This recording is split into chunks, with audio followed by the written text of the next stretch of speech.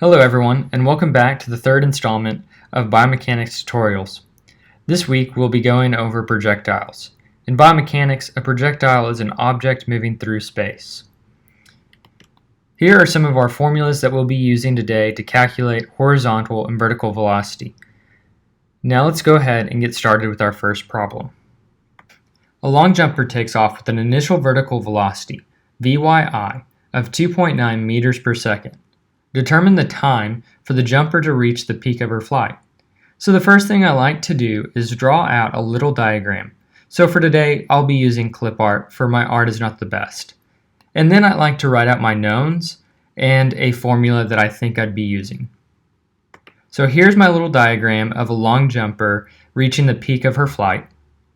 And then my formula, Vyf, which is vertical velocity final, equals Vyi, vertical velocity initial, plus at, acceleration times time. So my vertical velocity initial is going to be 2.9 as it's written above. My final velocity is going to be 0 because when I reach the peak of my flight, I'm going to come to a stop in my velocity before I fall back down to the ground. So my acceleration is going to be gravity, which is going to be negative 9.8 meters per second squared. My next step is to manipulate my formula to make it to where it solves for t. So here I have subtracted Vyi and then divided by acceleration. I then plug in my knowns, so I have 0 minus 2.9 divided by negative 9.8. Make sure that you've included parentheses in your scientific calculator, or you might have a wrong answer, and we get a final time of 0.3 seconds. As you may know, it doesn't take that long to jump that high, and so now on to our second problem. A javelin is thrown with an initial height, yi, of 1.3 meters and an initial vertical velocity, Vyi, of 17 meters per second. Find the vertical velocity of the javelin when it hits the ground with a final height of 0.2 meters. So again, I like to first draw out a little diagram, then write out my knowns, and understand a formula that I'm going to be using. So here's my diagram of a little girl throwing her javelin, and then my formula this time is going to be using position instead of our time. So we have our final vertical velocity squared equals our initial vertical velocity squared plus 2 times the acceleration times the position change. So yf minus yi.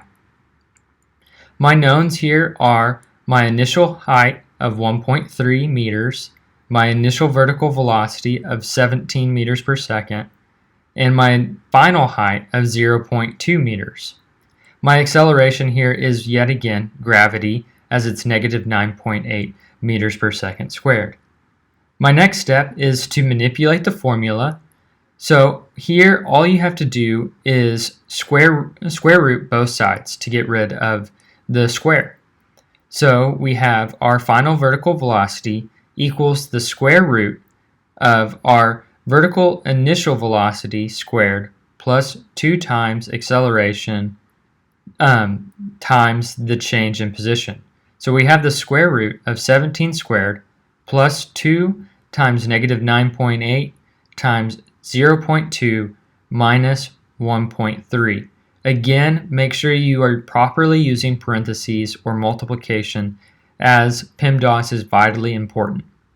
So we get our final vertical velocity to equal negative 17.62 meters per second. Now let's go look at our last problem. The horizontal distance from home plate to center field in Wrigley Field is 400 feet, or 122.92 meters, and the center field wall is 3.5 meters high. A baseball player hits a ball with an initial height of 1.1 meters and an initial vertical velocity of 25.3 meters per second, and a horizontal velocity of 24 meters per second. Did the player hit a home run? So this is a multi-part question, and we need to solve this piece by piece. So our first step is going to be to draw out our diagram to see what we need to solve for. So when we think about it, we need to know how long it takes to go from home plate to the wall. So our first formula is going to be x, our horizontal distance, equals our horizontal velocity times time. So our horizontal distance is 122.92 meters, and our horizontal velocity is 24 meters per second. We can manipulate the formula to solve for t, and then add in our knowns, and we get t equals 122.92 divided by 24. So our time equals 5.12 seconds. So that's the time it takes to go from home plate all the way to the wall.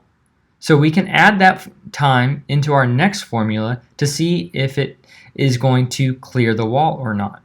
So our final formula is going to be our final height in our vertical direction equals our initial height plus our initial vertical velocity times the time plus 1/2 acceleration times time squared. So we know our knowns are vertical velocity is 25.3 meters per second, our initial height is 1.1 meters, and our acceleration is gravity, negative 9.8 meters per second. We then directly add this into our formula, and we have our final height equals 1.1 plus 25.3 times the time that we got from our last one, 5.12, plus 1/2 minus 9.8 times 5.12 squared. And our final height is 2.19. So we did not hit a home run. We came up just shy.